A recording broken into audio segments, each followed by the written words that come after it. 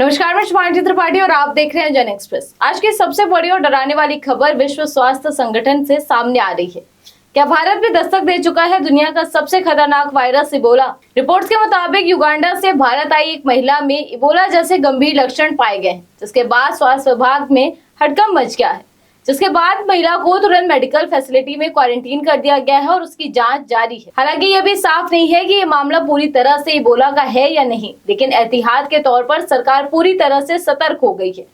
आपको बता दें कि इबोला वायरस को दुनिया के सबसे खतरनाक वायरस में गिना जाता है। इसकी सबसे बड़ी वजह है इसकी बेहद ऊंची मृत्यु दर। आंकड़े बताते हैं कि इबोला से संक्रमित मरीजों में 50 से 90% तक मौत हो सकती है। यही कारण है कि जैसे ही इसके लक्षण सामने आते हैं, तुरंत हाई अलर्ट घोषित कर दिया जाता है। इबोला एक वायरल बीमारी है जो इंसान के शरीर में खून बहने, तेज बुखार और शरीर के अंगों के फेल होने तक की स्थिति पैदा कर देती है। ये वायरस संक्रमित व्यक्ति के शरीर के तरल पदार्थ जैसे खून, पसीना या अन्य फ्लूइड्स के संपर्क में आने से फैलता है। यही वजह है कि ये तेजी से फैलने वाला और बेहद घातक संक्रमण बन जाता है। अब बात करते हैं इसकी शुरुआत की, जो है अफ्रीका से, जहाँ इस वायरस ने पहले ही तबाही मचा रखी है। डेमोक्रेटिक ऑफ कॉन्गो, युगांडा और दक्षिण सूडान जैसे शहरों में इबोला के कारण 200 से ज्यादा लोगों की मौत हो चुकी है और हजारों मामले सामने आ चुके हैं। वर्ल्ड हेल्थ ऑर्गेनाइजेशन ने स्थिति को गंभीर मानते हुए इसे अंतर्राष्ट्रीय स्वास्थ्य आपातकाल तक घोषित किया है। कॉन्गो के इटूरी प्रांत को इस संक्रमण का केंद्र माना जा रहा है, जहां पहले से ही हिंसा और अस्थिरता के कारण हालात खराब है। ऐसे में बीमारी की पहचान और इलाज में देरी भी हो रही है, जिससे खतरा और ज्यादा बढ़ गया है। अब सवाल यह है कि भारत कितना तैयार है।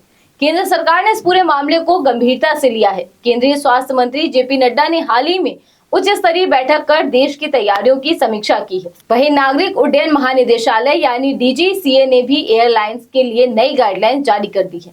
इन गाइडलाइंस के तहत अब अंतर्राष्ट्रीय उड़ानों में खासकर प्रभावित देशों से आने वाले यात्रियों की सख्त जाँच की जा रही है। फ्लाइट के दौरान अनाउंसमेंट, सेल्फ डिक्लेरेशन फॉर्म और संदिग्ध यात्रियों की स्क्रीनिंग को अनिवार्य किया गया है। सरकार ने नागरिकों को भी सलाह दी है कि वे अफ्रीकी देशों की गैर जरूरी यात्रा से बचें और सतर्क रहें। अब सबसे बड़ा सवाल उठता है कि क्या हमें डरने की जरूरत है? देखिए, घबराने की नहीं बल्कि सावधान रहने की जरूरत जरूर है।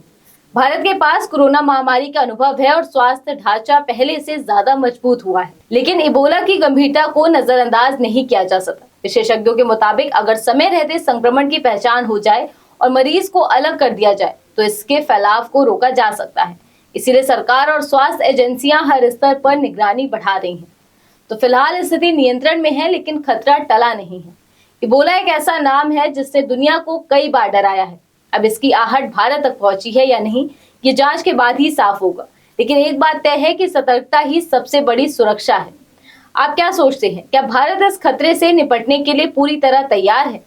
फिलहाल आज इस खबर में बस इतना ही। ऐसी तमाम खबरों को जानने के लिए आप देखते रहिए जन एक्सप्रेस। धन्यवाद।